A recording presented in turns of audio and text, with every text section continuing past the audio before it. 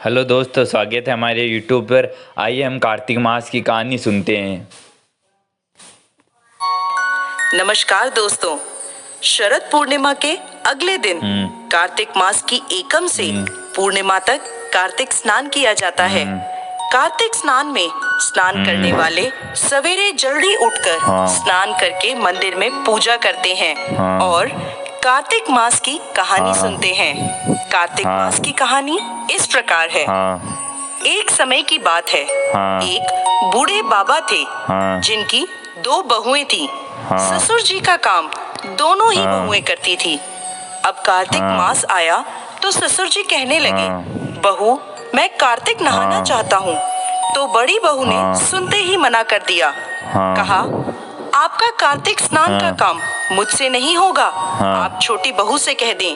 तो ससुर जी छोटी बहू के पास गए और कहने लगे, बहू मैं कार्तिक नहाना चाहता हूँ। छोटी बहू सीधी सादी थी। उसने कहा, जी पिताजी आप बताएं मुझे क्या करना होगा। तो ससुर जी कहने लगे, ज्यादा कुछ नहीं करना बेटा, रोज मेरे नहाने के लिए पानी भर देना, मेरी धोती धोकर सुखा देना और दोपहर का खाना बना देना। अब छोटी बहू रोज सुबह 5 बजे उठकर कुएं से पानी भर कर ला देती, जिससे ससुर जी स्नान कर लेते, उनकी धोती धोकर सुखा देती और दोपहर में ससुर जी को गरम गरम रोटी बनाकर खिला देती। जब छोटी बहू ससुर जी की धोती धोकर सुखाती तो उसमें से गिरने वाले पानी की बूंदें वहां मोती के रूप में इकट्ठी हो जाती थी। पर छोटी बहू इतनी नादान थी कि वह समझ नहीं पाती थी और रोज सुबह झाड़ू लगाकर आंगन में एक तरफ मोती का ढेर लगा देती थी। इस तरह से एक माह निकल गया।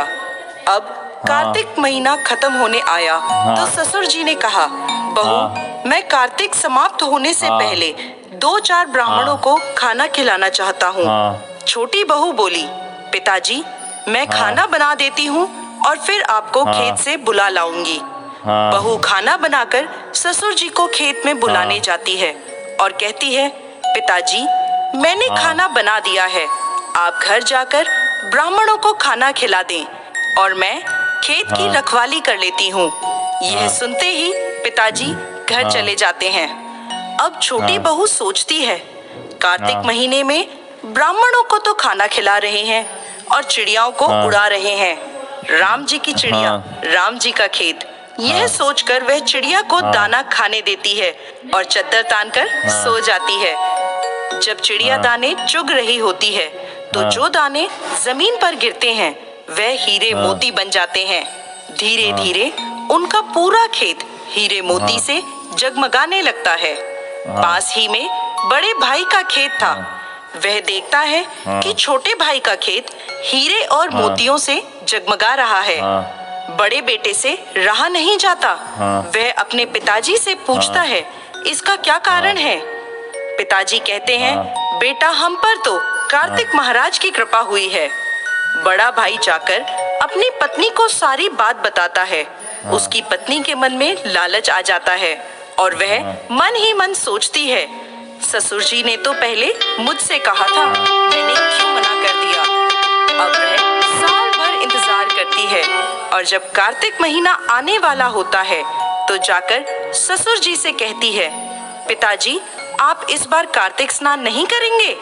ससुर जी कहते हैं, बेटा इस बार मैं कार्तिक स्नान नहीं करना चाहता, अब मेरी उम्र हो गई है। तो बड़ी बहू चिढ़ जाती है और गुस्से में कहने लगती है, आपने छोटी बहू को तो माला माल कर दिया, अब मेरी बारी आई तो कहते हैं मेरी उम्र हो गई है। नहीं पिताजी आपको कार्तिक स्नान करना ही होगा। ससुर जी थक हार कर हाँ कर देते हैं। बड़ी बहू हीरे मोती के लालच में ससुर जी का बहुत ख्याल रखती। सवेरे कुएं से पानी लाकर उनके लिए भर देती, उनकी धोती धोकर सुखा देती। धोती सुखाते वक्त उसे निचोड़ती नहीं थी, जिससे ज्यादा पानी गिरे और ज्यादा मोती इकट्ठे हों। उस पानी से कोई हीरे मोती तो नहीं बने, पर जमीन में गड्ढे जरूर हो गए। इधर कार्तिक महीना खत्म होने आया। उसने पिताजी से कहा, पिताजी एक ब्राह्मण को न्योता दे देती हूँ।